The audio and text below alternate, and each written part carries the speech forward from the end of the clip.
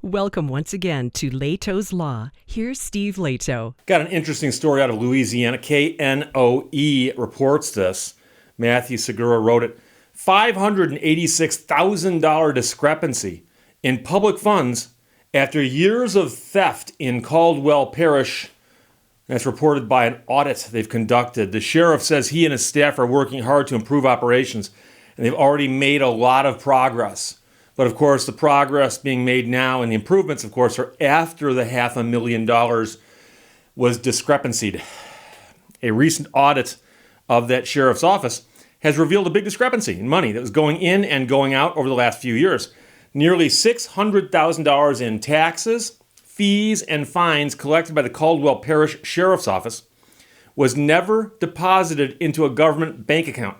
That's after a state audit was issued. The auditors say they found evidence that the employee in charge of overseeing the collection and accounting of those public funds actually spent years stealing the money. So instead of safeguarding it, she's stealing it. The findings released by the Louisiana legislature and its auditor in June said that when someone paid their taxes, fees, or fines in cash, that money was not properly secured in the building. It was not in a locked drawer or box. Too many employees had access to the money with no documented accountability over who was accessing it. And who's supposed to be accessing the money other than a person takes it in and puts it in the bank account? And it was even used to cash personal checks. So someone cuts you a personal check and you work here, you can say, hey, can I cash this check in that slush fund we got going back there? So on top of that, the audit report says overall record keeping was inconsistent and unreliable. Oh. The report states auditors found evidence that CPSO received a higher sum of payments than what was actually deposited in the bank accounts going back to 2017. So they discovered that, like an algebra problem, here's how much money got brought in, here's how much got put in the bank, there's a missing amount. Solve for X. We compared CPSO collection records from the property tax, fines, and fees and bank statements and found $586,811 was recorded as collected but not deposited. Since CPSO did not write receipts for all collections and did not always specify the payment type or the reasons for payment, we could not rely on CPSO's receipt records to determine the amount of funds and or cash collected. And what I also wonder about is if someone pays cash and they don't give them a receipt. Seriously, who does that? The audit says a woman who first started working at the sheriff's office in 1985 was the chief civil deputy at the time, was responsible for overseeing operations involving finances. The audit says she admitted to taking the cash from the sheriff's office. According to her, she started taking cash collections from CPSO in 2017. She stated that she only took cash and deposited into her or her daughter's bank accounts. Her bank records show cash deposits of $167,000 from January 1st, 2017 to 2021. Her daughter's bank accounts show an additional $9,000 of cash deposits in the same period.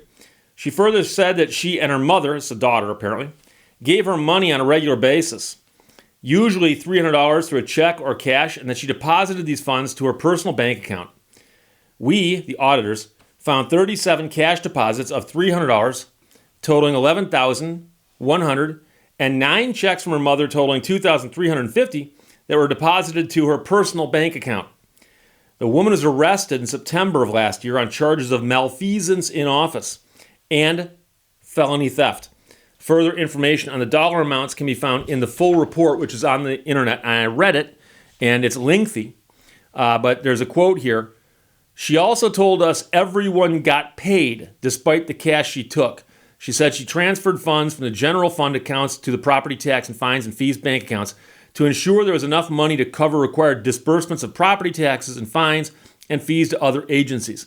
So apparently, this place is running a surplus, and she's basically saying, look, everything got paid, just the money I took was a surplus. The sheriff's response to the auditor's findings and recommendations are included in the public report, but in there, he says, as you are aware, she is no longer employed by our office and is making restitution of the stolen funds as identified in your report.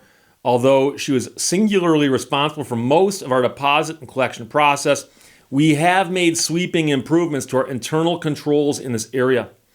The sheriff said he's already implemented better security measures in response to the audit.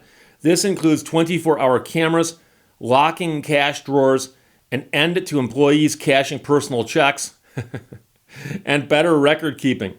It's kind of like I did the story about a month ago about the evidence room at a police department that had cash and people just borrow the money. But they paid it back, even though it was evidence.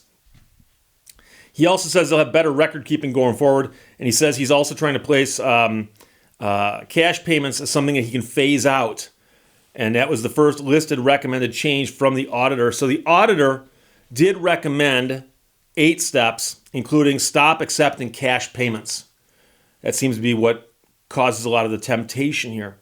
Prohibit employees from cashing personal checks with this account. Provide a lockable separate cash register for each employee that collects payments, and then require a complete record and so on and so forth. But what I thought was interesting is it's pretty clear what happened here. We all know what happened here. There's one person in charge of handling stuff that gets paid into this organization. She handles that stuff, and then, of course, some of it doesn't get where it's supposed to go because she mishandled it. And they don't have procedures in place to keep that from happening. And, I've worked places where we had to handle cash. And if I had tried pocketing some of the cash, it wouldn't have gone very well. And that's simply because the people who oversaw this put systems in place to double check this stuff. And so the interesting thing is I read the summary. I think it's 10, 15 pages, something like that. And it's written in very, very clinical language. But the last sentence of the executive summary, they put a summary at the front of the report that says, here's the executive summary.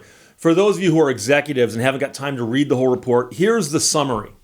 And the last sentence of the summary is, by taking CPSO funds and using them for her and her daughter's personal benefit, she may have violated state law. By taking the funds and using them for her and her daughter's personal benefit, she may have violated state law.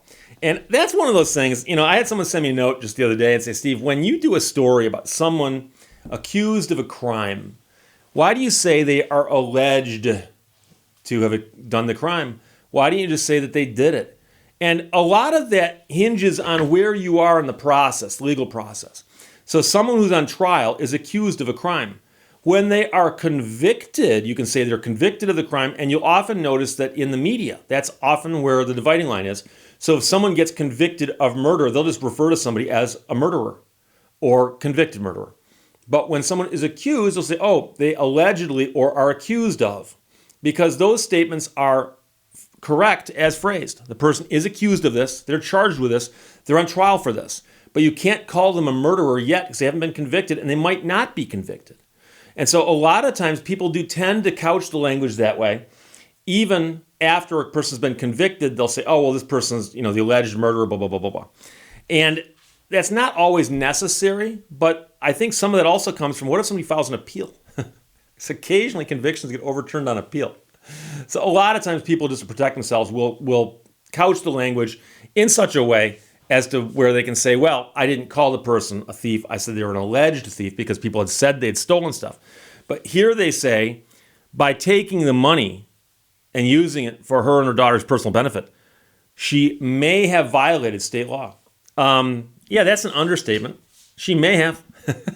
If it's true, she did. But if it's true, so I understand them putting it there. But the interesting thing about this whole transaction, and it hasn't gone to trial yet as far as I know, but from everything I saw, the woman admitted that she had done this. She admitted it. Apparently, that's what it looks like. And if she's admitted it, well, then we may not have to say that she may have violated state law. So we'll see. The question is, can she pay back the $586,000 that there's a discrepancy for? Because that's the problem. They recorded it coming in, and it never got deposited. Where did it go? And for those of you who are curious, I had somebody ask me the other day about edits you see in the video. So occasionally I'll be talking, and I'll keep talking, but you'll see the image kind of glide from one to another, and there's obviously been a cut there. And I had somebody say, how'd you do that? Where you kept talking, but there's an edit. And in case you didn't know this, if I make a mistake while I'm talking, I can repeat the last sentence I said and cut it out, put it together, and quite often it goes quite smoothly. However, there was an edit about 60 seconds ago where I had a sneezing fit. I don't know why. I just started sneezing. So I tried to remember what the last thing was I said before I sneezed, and I repeated it, and I cut out the sneezing fit. So there you go. So this is more behind the scenes information than you probably needed to know. But the story was written by Matthew Segura for KNOE. $586,000 discrepancy in public funds after years of theft in Caldwell Parish, according to an audit report. Questions or comments, put them below. Let's talk to you later. Bye-bye. And in case you didn't know this, if I make a mistake while I'm talking, I can repeat the last sentence I said and cut it out, put it together, and quite often it goes quite smoothly. And in case you didn't know this, if I make a mistake while I'm talking, I can repeat the last sentence I said and cut it out, put it together, and quite often it goes quite smoothly. Thank you for watching Lehto's Law. When we're positive, we become more motivated, energetic, resilient, and productive.